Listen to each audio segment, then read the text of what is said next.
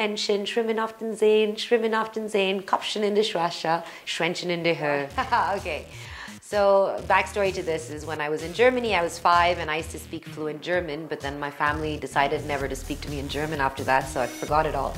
And the only thing that remains is a poem about a duck.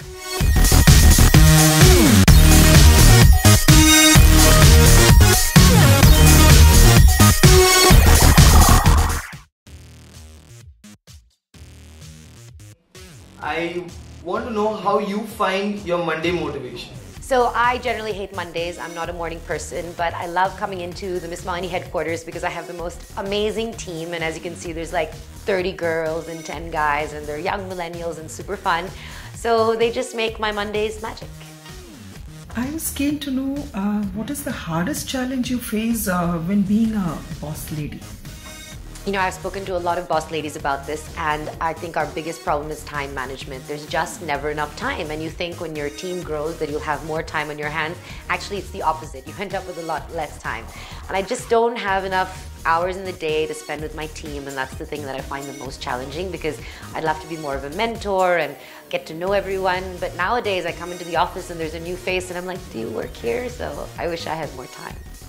If you had the opportunity to clone yourself, would you do it? If yes, how many times? I guess it would be great to have multiple clones, because then I could send them off to do things that I don't really want to do. But I have so much FOMO that I would be wondering if I'm missing out on what my clones are doing, so I don't think I could do it. If life is a Bollywood film, who is the villain of your story?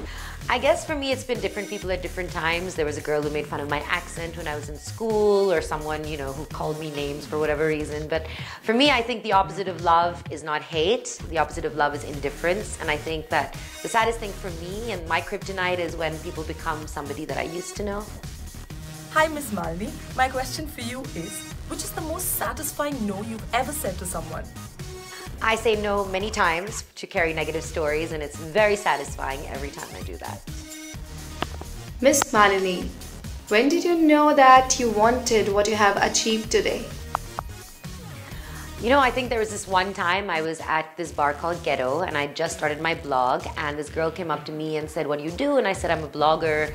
And she said, what's your name? And I said, Malini. And she was like, oh my God, Miss Malini, I read your blog. And I think that's when the penny dropped, because it had the same feeling as when I was doing radio. And I still love when people would recognize me and talk about some bit that I did on the air, and that's when I knew. Why did you decide to write this book now? You know, I think everyone has a book in them, and I've always hesitated to write mine because I never wanted to write a cheesy Umesh meets Rita story. I wanted to say something meaningful, and I always hesitated saying, like, does it sound very pretentious to write an autobiography at this point?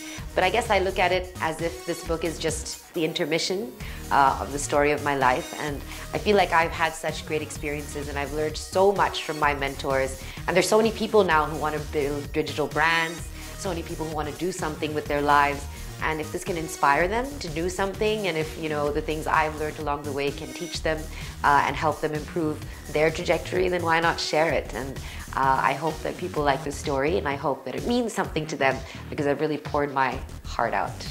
And one of the things that I think is very important is about paying it forward. You know, I've been so lucky. I've had great mentors, and I've learned so much, and people have been so generous with me. So I thought it's only right to pay it forward. And in this book, half of it I tell my story, and the other half I try to help you build a digital brand and how to be a boss lady or a boss man, and the things that I've learned from various people, and you'll hear their voices in it as well. And I really hope that it's useful.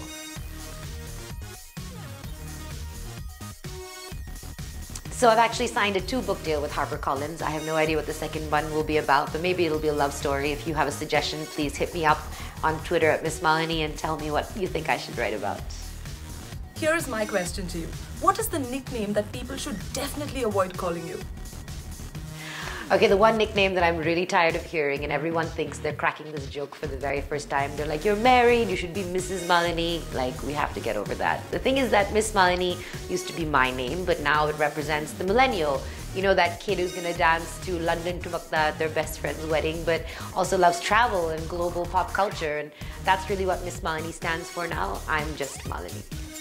So what would you like to say to those people who experience low self-esteem because of their appearance? You know, I get it because I have adult acne, so I suffer from low self-esteem whenever it, breaks out. But the thing about skin is it, represents your history and it's the fabric of your DNA. And I think that we should wear our skin proudly because it says so much about everything that our forefathers went through and who we are and our culture, which is so rich. And we have such great heritage, and that's what our skin represents, and I think we should be proud of it. And just like the Benetton campaign has always tried to do, is say, love the skin that you're in. So I would like to know what you would prefer between a great dress but no makeup, or great makeup but an average dress. What a terrible dilemma to pick between my stylist and my makeup artist. So Ishwar will kill me if I don't say makeup, and Nelly and Yansha will kill me if I don't say outfit. But I guess for me it's really about feeling good. So whatever makes you feel happy. Sometimes it's my outfit, sometimes it's my makeup. So I guess it would depend on the day. If I'm having a good hair day, then I'll say outfit.